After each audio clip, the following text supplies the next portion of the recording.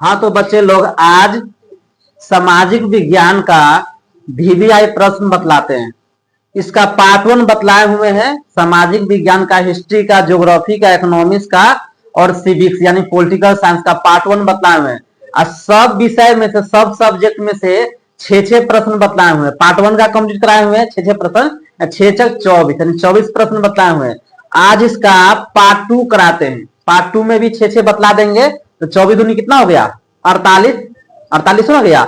और परीक्षा में, मैट्रिक का परीक्षा 2 पाली में होता है, प्रथम पाली और द्वितीय पाली। और जब सामाजिक विज्ञान का प्रश्न पूछेगा वहां, तो हिस्ट्री में 6 में से 3 प्रश्न बनाना होगा। तो 6 में से 3 प्रश्न बतलाना होगा, तो दोनों पाली मिला कितना प्रश्न आएगा, 6 दूनी 12 प्रश्न आएगा। तो इसीलिए ज्यादा बतलाना पड़ता है कि 2 पाली में परीक्षा, अगर 1 पाली में रहता है तो दिक्कत ही नहीं होता। इसलिए 2 पाली में परीक्षा, इसलिए ज्यादा कुछ प्रश्न बतलाना पड़ता। ज्यादा कहाँ है, 24 दूनी 48। तब तुमको समझो कि प्रथम पाली में परीक्षा पूछेगा तो हर विषय में 6 रहेगा, हिस्ट्री में 6 पूछेगा तो 3 को बतलाना पड़ेगा। मालूम होगा सिलेबस, एक मरते बतला देते, एक बार और बतला देते सिलेबस कितना कितना बनाना होता है। ठीक है, सिलेबस पहले समझ लो। देखो जैसे कि हिस्ट्री में 6 में से 3 को बनाना है लघु में, ठीक है, 6 में से 3 को, और हर प्रश्न रहेगा तुमको 2 नंबर का। और दीर्घ में 2 में से 1 ही बनाना है, जानता ही होगा, 2 में से 1 गो। ऑब्जेक्टिव जानता ही हो, ऑब्जेक्टिव कितना पूछता है तुमको, 40 गो ना, 40 को पूछता, 80 गो में कितना बनाना होता है, 40 ऑब्जेक्टिव है, 40 ऑब्जेक्टिव। हिस्ट्री में 6 में 3, उसके बाद तुमको पॉलिटिकल साइंस में 4 गो में 2 गो बनाना है। कितना बनाना है, 4 गो में 2 गो। और फिर तुम आ जाओ तुम इकोनॉमिक्स में भी तुमको 4 गो में 2 गो बनाना है। अब भूगोल में तुमको बनाना है 6 गो में 3 गो, समझ गया ना। भूगोल और हिस्ट्री में 6 में 3 बनाना है। जैसे देखो हिस्ट्री और ज्योग्राफी 6 में से कितना बनाना है, 3 गो, इसमें 6 में से 3 गो। अब पोल साइंस में 4 गो में कितना बनाना है, 2 गो। हाँ, इकोनॉमिक्स में 4 गो में कितना बनाना है, तो 2 मार्क्स वाला रहेगा, ठीक ना। अब दीर्घ में सम में से 2 गो पूछेगा, दीर्घ में से कितना बनाना है, 1 गो, समझ गया ना। अगर तुम परीक्षा में ऑब्जेक्टिव 40 में 40 मार दिया सही, 40 में 40, और सब्जेक्टिव तुम अच्छा से बना दिया, बढ़िया से दीर्घ बना लिया, बहुत नंबर आएगा तुमको, ठीक है, बहुत नंबर आएगा। तुमको सिर्फ रिटर्न में 80 में तुम 70 लिया आएगा ना, तो तुमको 90 85 ऐसे नंबर आएगा, ठीक है, ज्योग्राफी में, एसएसटी में। इसीलिए तुमको ऑब्जेक्टिव तो सही रहबे करता है, बच्चा लोग को गड़बड़ाता है सब्जेक्टिव में, इसलिए अधिकतर बच्चा रट के याद करता, लिख नहीं पाता, जे से लिख देता है। सब्जेक्टिव तुम कन्फर्म लिखता है, एग्जैक्ट लिखता है, नंबर बहुत आएगा। इसलिए कोई भी चीज समझ के याद करो, रटो नहीं, आराम से समझ के लिखे, याद करेगा, छूटेगा नहीं, एक भी प्रश्न नहीं छूटेगा, समझ गया। अब जैसे देखो शुरू कर रहे हैं, तुमको वीवीआई पार्ट 1 बताएगा इसका, आज पार्ट 2 पर चर्चा कर रहे हैं, सिर्फ सुनना है और याद हो जाएगा। चर्चा करते हैं। जैसे इसमें पहला प्रश्न है, इसमें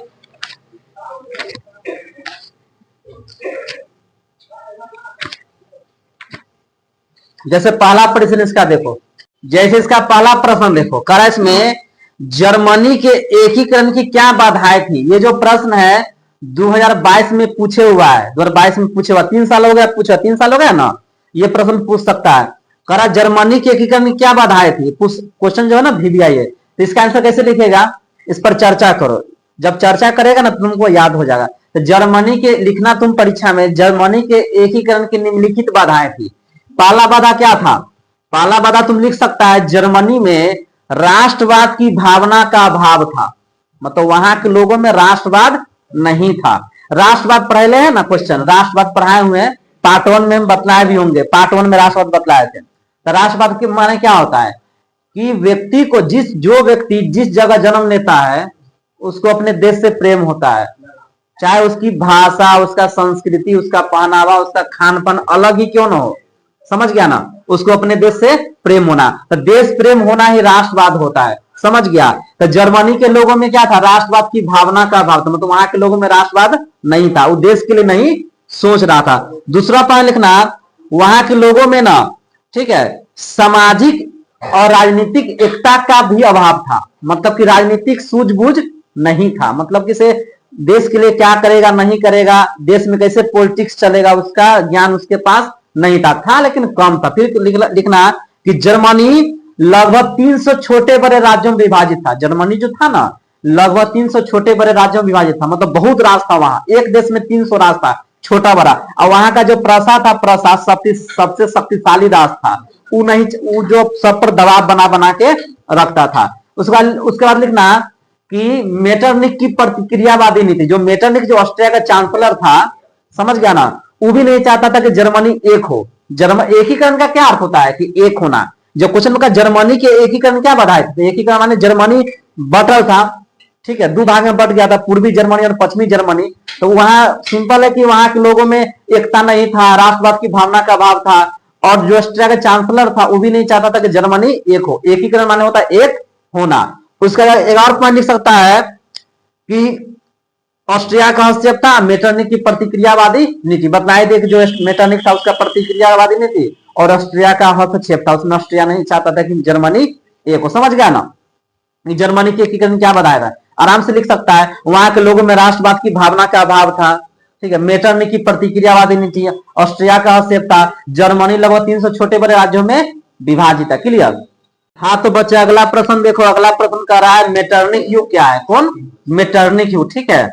तो मेटरनिक युग ना वीवीआई प्रश्न है, कभी नहीं पूछा ये प्रश्न, ना पूछ सकता है। तो मेटरनिक युग मतलब क्या कि ऑस्ट्रिया का जो चांसलर था, जब हम समझाना शुरू करेंगे ना तो एक प्रश्न बतलाएंगे, हो सकता है उसके साथ 2-3 प्रश्न पर और चर्चा हो जाए। इससे क्या होगा कि और प्रश्न समझ सकता है ना, कोई दिक्कत इसमें। तो मेटरनिक युग क्या है, तो मेटरनिक कौन था? ऑस्ट्रिया का चांसलर था, जो 1815 से लेके 1848 तक यूरोप की राजनीति में इतनी प्रमुख भूमिका निभाई कि इस युग उसके शासन काल को मेटरनिक मेटरनिक युग के नाम से जाना जाता है। मतलब 1815 से 1848 ईस्वी तक शासन किया था। और क्या था, मेटरनिक कौन था? वो चांसलर वहां का राजा होता है, समझ गया ना। तो बहुत ही घोर प्रतिक्रियावादी था। घोर प्रतिक्रियावादी का अर्थ क्या होता है कि उसे आम जनता की कोई फिक्र नहीं था। हालांकि इसमें नहीं दिले है, तुम लिख सकता, उसे आम जनता की कोई फिक्र नहीं थी, वह किसी की बात नहीं मानता था, समझ गया ना। तो बहुत ही क्रूर टाइप के था, वो किसी का बात नहीं मानता था, वो अपने हिसाब से चलता था, इसीलिए उसको कहा जाता घोर प्रतिक्रियावादी, समझ गया ना। ये ऑस्ट्रिया का चांसलर था मेटरनिक, 1815 से 1848 ईस्वी तक वहां शासन किया। और बहुत मतलब ऑस्ट्रिया यूरोप महादेश में तो इतना प्रमुख भूमिका निभाई, इतना सबको परेशान कर दिया, प्रमुख भूमिका निभाई मतलब परेशान कर दिया, उसके युग को क्या था, मेटरनिक युग, समझ गया ना। हाँ, इसका अगला प्रश्न देखिए क्या कह रहा है। तो वीवीआई प्रश्न कह रहा है तुमको कि रूसी क्रांति के 2 कारणों का वर्णन करे। रूसी क्रांति, तो रूसी क्रांति के 2 कारण का वर्णन करना है। तो इसका आंसर कैसे लिखना है? इसका आंसर कैसे लिखना है कि रूसी क्रांति के 2 प्रमुख कारण थे। पहला लिखना जार की निरंकुशता एवं अयोग्य शासन, समझ गया ना। और दूसरा कृषकों के रूप में मजदूरों की दयनीय स्थिति, समझ गया ना। 2 का कारण हो गया। तो जार के वहां के मतलब ऑब्जेक्टिव में पूछ सकता है, रूस जार का क्या अर्थ होता है? तो रूस का सम्राट, यही ना होता है। तो रूस के सम्राट को जार कहा जाता था, समझ गया ना। तो 2 कारण बतला दिए हैं, समझ गया। जार की निरंकुशता एवं अयोग्य शासन, कृषकों के रूप में मजदूरों की दयनीय स्थिति। पहला जो टॉपिक है जार की निरंकुशता अयोग्य शासन, वो डैश देना। इसका आंसर क्या होगा? वहां के जो जार था ना, वहां के जो राजा था जार, जब 19वीं सदी का जैसे ही प्रारंभ हुआ तो जो पहले राजतंत्र था, उसके बाद ना लोकतंत्र आया। तो राजतंत्र था, लेकिन वहां के जो जार था, जार निकोलस द्वितीय था ना, वो अपना अधिकार छोड़ने का तैयारी नहीं था। मतलब दुनिया आगे बढ़ रहा था, लोकतंत्र की तरफ बढ़ रहा था, लेकिन सोच रहा था कि हम शासन करें। अब जार की निरंकुशता बहुत ही क्रूर था, मतलब कि अपना अधिकार छोड़ने का तैयार नहीं था। वो दैवी शक्ति में विश्वास करता था, और उसका अफसर सब था, जो जार का अफसर था, बहुत ही बेकार था और कुशल था, घटिया था। मतलब उसको शासन करने का तरीके नहीं मालूम था कि हम किस प्रकार देश को चलाएंगे। तो वो अपना अधिकार नहीं छोड़ रहा था। उस समय लोकतंत्र का धीरे धीरे उत्थान हो रहा था, लेकिन वहां का जो जार था, मतलब रूस का जो जार था, वो अपना अधिकार बनाए रखना चाहता था कि हम नहीं छोड़ेंगे अपना अधिकार। इस कारण क्या हुआ, समझ गया, कि रूस में क्रांति हुआ। पहला कारण नहीं था। दूसरा कारण क्या था? कृषक रूप में मजदूरों की दयनीय स्थिति। तो रूस की जो अधिकतर जनता थी ना, अधिकांश जो लोग था वो अधिकतर कृषक था, मतलब किसान था, समझ गया। लेकिन वो पुराने ढंग से खेती करता था, पुराना ढंग से खेती करता था। तो इसके कारण क्या होता, तो हमेशा कर्ज के बोझ दबे रहते थे, मतलब हमेशा कर के बोझ से दबे रहते थे, उनको टैक्स भी देना पड़ता था, इससे उनका आदत मतलब उनका जो हालत है ना नहीं सुधर पाया। कम मजदूरी में ज्यादा उनको काम करना पड़ता था, कम पैसा पर ही काम कर देता था खेत में जाके, समझ गया। इससे क्या होता था कि उनका स्थिति और बिगड़ते गया, इतना खराब हो गया स्थिति कि वो सबके खाने के लिए नहीं था, जमीन भी नहीं था, पुराने ढंग से खेती करता, जमीन रहेगा तब ना, अपना जमीन तो था नहीं, राजा सब देता था, जमींदार सब देता था, तो खेती करता था। ये भी कारण था कि रूस में क्रांति हुआ, तो दोनों कारण था कि रूस में क्रांति हुआ, उसके बाद पूरा रूस में क्रांति हुआ, पूरा देश में फैल गया, समझ गया ना। दो कारण था, जाड़ की निरंकुशता एवं अयोग्य शासन और मजदूरों की दयनीय स्थिति, समझ गया। अगला प्रश्न देखिए क्या करे इसमें, सर्वहारा वर्ग किसे कहते हैं। ये प्रश्न है ना कभी नहीं पूछा है, और ये प्रश्न पक्का कह रहे हैं कि प्रथम पाली में पूछे या दूसरा पाली में पूछे, पूछ सकता है सर्वहारा वर्ग, समझ गया ना। तो सर्वहारा वर्ग का क्या अर्थ होता है कि समाज का ऐसा लाचार वर्ग था जिसके पास बुनियादी सुविधा का अभाव था, समझ गए ना। बुनियादी सुविधा माने क्या होता है, बुनियादी सुविधा मतलब होता है जल होता है, आवास होता है, स्वच्छ वायु होता है रहने की, समझ गया ना, अच्छा भोजन होता है, तो उसके पास बुनियादी सुविधा ही नहीं था, समझ गया। इसमें कौन कौन शामिल है, समाज का ऐसा लाचार वर्ग था जिसमें कृषक था, मजदूर था, ये सब व्यक्ति शामिल था, समझ गया ना। सर्वहारा वर्ग, सर्वहारा वर्ग में वे वर्ग आते थे जिसमें कृषक था, मजदूर था, आम लोग शामिल था, जिसके पास बुनियादी सुविधा का अभाव था, न रहने के लिए उनके पास अच्छा आवास था, न पीने के लिए शुद्ध जल मौजूद था, न अच्छा जहां पर रह रहा था वहां साफ सफाई की व्यवस्था थी, मतलब गंदगी जगह था। अब बुनियादी लोगों को जीवन जीने के लिए क्या चाहिए, अच्छा भोजन चाहिए, अच्छा पानी चाहिए, अच्छा मतलब घर रहने के लिए घर चाहिए, वो भी उस सबके पास नहीं था, उसी को कहा कहेगा सर्वहारा वर्ग। कोई दिक्कत इस प्रश्न में, चलो। हाँ, इसका अगला प्रश्न देखो, ये प्रश्न लिख भी दिए हैं। अगला प्रश्न देखिए, चंपारण सत्याग्रह के बारे में लिखिए। ये प्रश्न, ये भी प्रश्न पूछ सकता है, हालांकि 21-22 में पूछा है, 22 के बाद ये प्रश्न नहीं पूछा है। तो चंपारण सत्याग्रह आराम से समझ लो। चंपारण सत्याग्रह में था कथी, जैसे चंपारण में, चंपारण किसानों से ना, समझ गया ना, वहां के किसानों से, चंपारण किसानों से जबरदस्ती अंग्रेजों के द्वारा, यानी गोरे जमींदार के द्वारा नील की खेती कराई जाती थी, यानी कि वहां के किसानों की स्थिति ना बहुत दयनीय था, बहुत ही खराब था, समझ गया ना। जब किसान से जबरदस्ती नील की खेती कराई जाती थी ना, जिसके कारण क्या होता था, किसी जो फसल, जो और फसल जो उसके साथ और फसल उगता था, उस खेत में 1/3 भूमि पर कराया जाता था नील की खेती, तो और फसल ना खराब हो जाता था, और बहुत ही जो किसान पर ले आता था नील, उससे जो किसान उगाता था तो अंग्रेज उससे नीलो ले आता था, ठीक है, जबरदस्ती छीन छान के ले आता था, उसको मुनाफा नहीं होता था, किसान बहुत ही घाटा में चल रहा था। तो यह बात ना, वहां के किसान था राजकुमार शुक्ल, तो राजकुमार शुक्ल नामक किसान था, इस घटना के बारे में ना किसको बताया, गांधी जी को बताया। 1917 के घटना है, 17 के, 1915 में तक गांधी जी आगे किए थे, आए थे अफ्रीका से, रंग भेद आंदोलन करके आए थे, 1915 में आया था। सबसे पहला सत्याग्रह चंपारण सत्याग्रह ही गांधी जी के। तो जब राजकुमार शुक्ल नामक किसान ने बतलाया कि मेरे यहाँ ऐसे से होता है, अंग्रेजों के द्वारा जबरदस्ती नील की खेती कराया जाता है अंग्रेज के द्वारा, तो गांधी जी सुना, तो गांधी जी ने क्या किया, यहाँ आके किसानों के लिए सत्याग्रह किए, मतलब किसानों के साथ मिलकर क्या किए, आंदोलन किए, सत्याग्रह किए, और किसानों को राहत पहुंचाई, मतलब किसे, तब किसान सब अच्छा से रहने लगा, तब अंग्रेज नहीं कराने, तब अंग्रेज छोड़ दिया, समझ गया, अंग्रेज छोड़ दिया, किसान को अपना जैसे करना है खेती करो, समझ गया ना। तो कौन किया था आंदोलन, गांधी जी, समझ गया ना। प्रश्न कैसे लिखेगा, 1917 में चंपारण के किसानों के द्वारा, मतलब समझ गया, 1917 के दशक में, 17 के दशक में किसानों से जबरदस्ती क्या कराते थे, नील की खेती, समझ गया ना। इसी संबंधी यह आंदोलन है। इसका अगला प्रश्न देखिए क्या करा, कोयला एवं, प्रश्न हम लिख भी दिए हैं, कोयला एवं लौह उद्योग ने औद्योगिकरण को गति प्रदान की कैसे। ये जो प्रश्न है ना पूछ सकता परीक्षा में, 17-18 के बाद नहीं पूछा है, इसी चैप्टर में है औद्योगिकरण से क्या समझते, प्राय औद्योगिकरण से, इसी चैप्टर में है बर्जुआ वर्ग की उत्पत्ति कैसे हुई, इसी चैप्टर में सलम पद्धति की शुरुआत कैसे हुई, इसी चैप्टर में औद्योगिक आयोग की नियुक्ति कब हुई, समझ गया ना। तो ये जो देखो, कोई भी प्रश्न जो हिस्ट्री में रहे, चाहे पॉलिटिकल में रहे, सिविल अभी ज्योग्राफी में रहे, इकोनॉमिक्स में रहे, जितना जो भी चारों विषय में जो भी प्रश्न में रहेगा एसटी में, तुमको बातें बना के लिखना, वहां तुम जितना अच्छा से तुम बात बना के लिख सकता, लेकिन उससे रिलेटिव चीज रहना चाहिए ना, कि कुछ लिख रहे, कुछ लिखेगा तो नंबर ना देगा, उससे अपना भाषा में लिखो, लेकिन उससे संबंधित हो, प्रश्न से संबंधित ही आंसर हो, समझ गया, लिखना तो तुमको अपने भाषा में, समझ गया। और तुम सोचा कि हम इसको अपना कैसे रट, तो इसे तो पूरा गलती हो जाएगा। देखो इसमें करा है कोयला लौह उद्योग ने औद्योगिकरण को गति प्रदान की कैसे। तो देखो कोई भी मशीन बनाने के लिए या उद्योग स्थापित करने के लिए क्या चीज का आवश्यकता पड़ेगा, लोहा के। जैसे मशीन बनेगा, कोई मशीन बनेगा तो लोहा के पिघलाई के ना मशीन बनेगा, लोहे के ना मशीन रहता है। तो लोहा नहीं रहेगा तो फिर कैसे मशीन बनेगा। और लोहा पिघलेगा कैसे, पहले तक बिजली था नहीं, जब औद्योगिकरण की शुरुआत हुआ तो बिजली नहीं था, तो किससे होता था, कोयला से। समझ गया, तो कोयला की भी जरूरत पड़ रहा है और लोहा की भी। तो मशीन पिघला करने के लिए किसका जरूरत पड़ेगा, कोयला के। और बड़ा बड़ा मशीन बनाने के लिए उद्योग स्थापित करने किसका, लोहा के।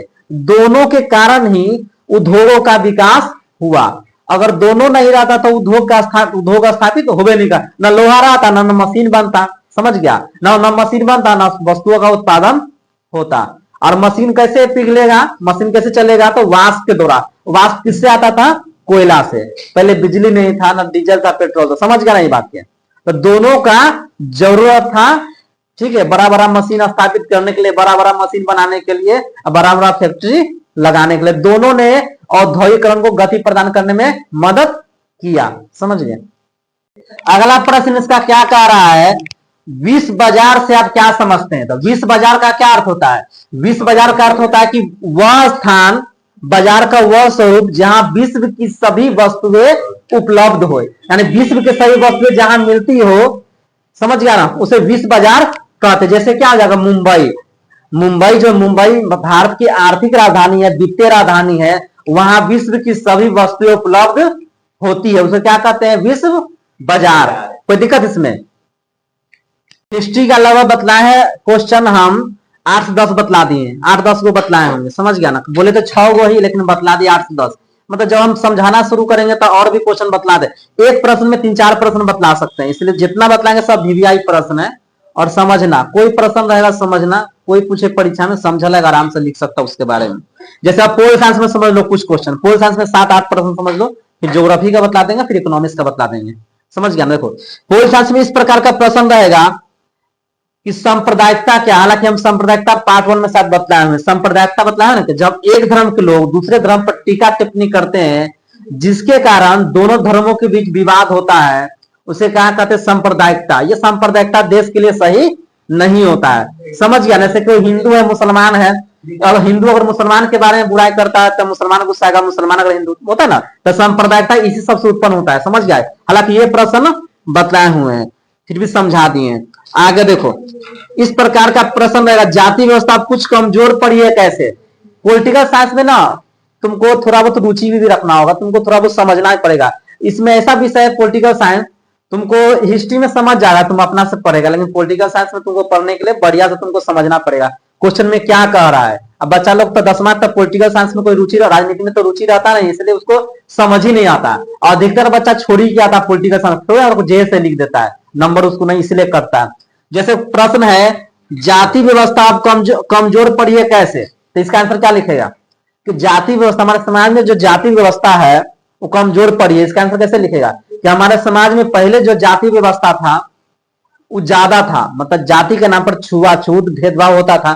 तो जाति व्यवस्था आज से 50 साल पहले, 60 साल पहले बहुत ज्यादा था, लेकिन अब धीरे धीरे जातीय व्यवस्था कमजोर पड़ी। क्यों कि अब जातीय पर, अब आर्थिक रूप से जैसे ही व्यक्ति विकास करता है तो उसका उसमें जाति व्यवस्था कमजोर पड़ेगा। जैसे कोई व्यक्ति शूद्र जाति से है, समझ गया ना, जाति कोई हो, शूद्र जाति से है, लेकिन अच्छा पद पर चला जाएगा तो वहां पर उसका जाति चेंज ना होगा, लेकिन उसको सम्मान मिलना शुरू हो जाएगा, उसके यहाँ सब जाएगा।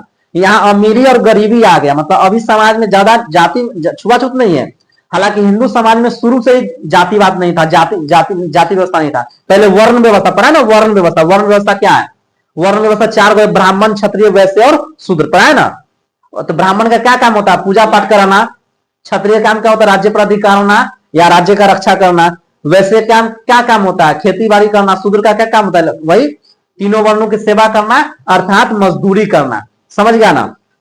तो हिंदू धर्म में इस नियम था ही नहीं जाति व्यवस्था। जाति व्यवस्था तो बाद में आया, जब मध्य काल आया है, मध्य भारत आया है, मध्य युग की शुरुआत हुआ तब आया। समझ गया ना। तो जाति व्यवस्था समय के साथ क्या लिखेगा इसमें कि जाति व्यवस्था समय के साथ कमजोर पड़ती जा रहे, क्योंकि जैसे ही लोगों को आर्थिक जीवन अच्छा होता है, लोग थोड़ा अमीर होते हैं, तो वो उसके यहाँ सब जात के आदमी आ गए। नहीं देखता गांव घर में कि कोई व्यक्ति के छोड़ जात से है, छोड़ जात नहीं होता, उसका तो एक तो वर्ण रहता है। अगर वो अच्छा पद पर चला गया, अमीर बन गया, तो सब उसके यहाँ जाएगा। लेकिन एक अगर बड़े जाति में अगर कोई अमीर या गरीब है, तो उसके यहाँ जाने से उसका ही जाति का आदमी उसके यहाँ नहीं जाएगा, हिचकिचाएगा।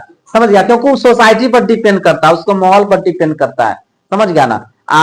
जैसे उदाहरण बना देते हैं, अपना क्षेत्र में कोई अमीर आदमी बन गया, जैसे रमाई राम था, रमाई राम, ठीक है, तो रमाई राम के यहाँ सब जाता, जितना पूरा इधर जितना उच्च कास्ट के लोग है उसके यहाँ जाता था, ठीक है, उसके यहाँ पड़ा रहता दिन में उसके दरवाजे पर। क्यों? कि उसका वर्ण में छोटा है, लेकिन जाति में छोटा है, लेकिन उसका कर्म ऊंचा है, उसके यहाँ सब जाता था, सब काम करता था। समझ गया ना? चलो इसका अगला प्रश्न समझिए क्या कर रहा है। लैंगिक असमानता क्या है? लैंगिक असमानता क्या होता है? लैंगिक माने असमानता का अर्थ होता है जब समाज में महिला और पुरुषों में भेदभाव किया जाता है, ठीक है, लिंग के आधार पर, उसे क्या कहते हैं? लैंगिक असमानता होता है ना, कि महिला और पुरुष में भेदभाव करना, उसे क्या कहते हैं? लैंगिक असमानता। समाज में देखो, महिला को, भारत को पितृसत्तात्मक देश कहा जाता है, यानी पुरुषों को ज्यादा महत्व दिया जाता है। एक और प्रश्न तुम लोग कराए थे, भ्रूण हत्या क्या है ना, बतलाए थे कि मशीनों के आधुनिक समय मशीनों के द्वारा गर्भ में पता लगा लिया जाता है कि लड़का है लड़की है। अगर लड़की है तो उसको गर्भ में ही उसको हत्या करवा दिया जाता है, तो उसे क्या था? भ्रूण हत्या। समझ गया? तो उसी से संबंधित प्रश्न लैंगिक असमानता, जब समाज में पुरुष और महिला में भेदभाव किया जाता है लिंग के आधार पर, तो उसे क्या था? लैंगिक असमानता। समझ गया ना? यह समाज के लिए सही नहीं माना जाता कि अब लड़कियों को उतना ही महत्व जितना कि लड़का को। सब काम तो लड़की करिए लेती, जो काम लड़की भी से ना बन सकती लड़का भी बनवे करता है, जो काम लड़का हो लड़की कर सकती, तब फर्क कहाँ है? लेकिन होता है, अभी भी समाज में होता है। समझ गया? भेदभाव। अरे अगला प्रश्न है, गठबंधन सरकार किसे कहते हैं? प्रश्न पहले नोट कर लेना, ठीक है। गठबंधन सरकार किसे कहते हैं? ये प्रश्न पूछेगा, गठबंधन सरकार, गठबंधन सरकार क्या होता है? गठबंधन सरकार क्या होता है? सिंपल है, गठबंधन दो प्रकार से होता है, वो चुनाव से पूर्व होता है, वो चुनाव के बाद। प्री पोल एलायन और पोस्ट पोल एलायन। समझ गया ना? तो चुनाव से पूर्व और चुनाव के बाद। गठबंधन का स्वरूप क्या होता है? इसमें कि जब किसी पार्टी को अकेले बहुमत नहीं मिलता, जैसे कोई पार्टी चुनाव लड़ा, उसको अकेले सरकार नहीं बना पाया, तो क्या किया? दूसरा पार्टी से मिलकर सरकार बना लिया। यही ना होता है? समझ गया ना? जैसे यहां देखो, जैसे अभी केंद्र सरकार में किसका शासन है? मतलब केंद्र सरकार में किसका शासन है? मोदी प्रधानमंत्री है, ठीक है, यानी एनडीए गठबंधन की सरकार है ना, एनडीए गठबंधन। जो बहुत सारा पार्टी है, जैसे भाजपा की इस बार अपना पूर्ण बहुमत नहीं ना मिला है। जैसे भारत के लोकसभा में कितना सीट है? 543 है, तो बहुमत के लिए कितना सीट चाहिए? 272 चाहिए, आधा से बेसी। लेकिन भाजपा को 2024 के चुनाव में, लोकसभा चुनाव में कितना सीट आया? 240 आया। कितना ही समझ लो, तुम लोग को समझ में 240 आया है, तो 272 चाहिए, तो 32 को सीट कम है इसमें। तो क्या हुआ? पहले से भाजपा एनडीए गठबंधन था। देखो, कांग्रेस के गठबंधन का नाम था इंडिया गठबंधन, और भाजपा का क्या नाम था? एनडीए गठबंधन। तो भाजपा को अकेले 240 सीट में आया। ये पहले से प्री पोल एलायन कर लेता, पहले से गठबंधन था भाजपा के, उसमें भाजपा था, फिर बिहार में जदयू था, लोजपा था, महाराष्ट्र में चल जाएगा एक नाथ शिंदे के शिवसेना था, ठीक है, एनसीपी था, बहुत सारा पार्टी है। चंद्रबाबू नायडू था वहां, जैसे कि आंध्रा के पार्टी है, चंद्रबाबू नायडू था, बहुत सारा पार्टी है। तो बहुत सारा पार्टी मिलके पहले चुनाव लड़ा, प्री पोल एलायन करके, तो उसको गठबंधन में बहुमत आ गया। अपने से ना आया, लेकिन गठबंधन में तो आ गया। अब बहुत जगह क्या होता है कि चुनाव लड़ा अलग अलग, समझ गया ना, और बहुमत नहीं आया, तो बाद में मिल जाएगा, मिल के बाद में सरकार बना लेगा। समझ गया ना? तो बाद में मिलेगा, उसको कहते चुनाव के बाद में गठबंधन, और पहले होता चुनाव के पूर्व। तो गठबंधन पूछेगा क्वेश्चन, गठबंधन सरकार क्या है? तो गठबंधन सरकार सिंपल लिखना, गठबंधन सरकार का अर्थ है कि कोई पार्टी को जब अकेले बहुमत नहीं मिलता, दूसरे पार्टी से ठीक है, गठबंधन करके, संधि करके सरकार बनाते हैं। समझ गया? देखो एक और प्रश्न देख लो, एक और प्रश्न, 5 प्रश्न मतलब, हालांकि कितना प्रश्न था इसमें अलग अलग भी समझा दिए हैं। एक और प्रश्न समझ लो, जैसे कि पुस्तक था परिचय, परिवारवाद क्या पढ़ाए हुए हैं? परिवारवाद का क्या अर्थ होता है? जब कोई नेता किसी कारण में चुनाव नहीं लड़ता, या उसकी, ठीक है, उसकी मृत्यु हो जाती है, तो उसके ही परिवार के सदस्यों को टिकट देकर चुनाव लड़ाया जाता है, जैसे परिवारवाद करते। समझ गया? जातिवाद पूछेगा तो जातिवाद में आराम से लिख सकता है, कुछ प्रश्न बतलाया था। जातिवाद का क्या अर्थ होता है? जब कोई नेता चुनाव जीतता है तो अपने जाति से ज्यादा उसको प्रेम रहता है, सोचता है मेरा जाति विकास करे, ये ना जातिवाद। जातिवाद माने अपने जाति का विकास करना, और भी उस क्षेत्र में और भी जाति रहता है उस पर कम ध्यान देना। अपने जैसे कि बिहार में लालू यादव पर क्या लगता कि जातिवाद करता, यादव को ज्यादा देखता था अपने समय में, यादव को ज्यादा वैल्यू देता, यादव को ज्यादा नौकरी देता था, तो उसी को क्या कहेंगे, जातिवाद। समझ गया ना। हालांकि लोकतंत्र में ये सही नहीं है, जातिवाद नहीं करना चाहिए। इस प्रकार का प्रश्न रहा। राजनीति में अपराधीकरण क्या है, ये सब भी क्वेश्चन। बंधुआ मजदूरी क्या है, पढ़ा ना, बंधुआ मजदूरी क्या है कि जब कोई व्यक्ति किसी के यहाँ, ठीक है, उसके दादा, उसके मतलब पिता सब उसके यहाँ काम करता हुआ, पुश्तैनी रूप से जब किसी व्यक्ति काम करता हो और कम मजदूरी में बेगारी पर भी उसके यहाँ हो, तो उसे क्या कहते हैं, बंधुआ मजदूरी। मतलब बंधुआ मजदूरी मतलब बंधुआ, एक तरह से बंधुआ है। समझ गया ना। इस प्रकार का प्रश्न रह सकता है। एक और प्रश्न इसमें, जैसे कि तुमको देख लो यहाँ, भारतीय लोकतंत्र की दो चुनौतियों का चर्चा करें। तो भारतीय लोकतंत्र की चुनौती क्या है, तो भारतीय लोकतंत्र की सबसे बड़ी चुनौती क्या है कि यहाँ के जो सरकार रहता है, अगर गठबंधन में सरकार है तो उसको ना जो भी छोटा पार्टी होता है तो बड़ा पार्टी को ब्लैकमेलिंग करता है। ठीक है, मतलब बड़ा बड़ा पार्टी को ब्लैकमेल करेगा कि मेरा काम कराओ, नहीं तो हम गठबंधन तोड़ देंगे। बहुत सारी चुनौतियां देखने को मिलता है। पूरा देश, पूरा बहुत बड़ा देश है, कैसे संभाल के रखा जाए, बहुत सारा धर्म है, इतना बड़ा देश है, उसको कैसे संभाल के रखें, सब चुनौती है भारत में। समझ गया ना। तो बच्चे लोग चैनल को सब्सक्राइब कर दे। बहुत बच्चे को देखते हैं कि बिना सब्सक्राइब हुए पूरा वीडियो को देखते हैं। सब्सक्राइब करने से वीडियो पहुंचता रहे आप लोग के पास।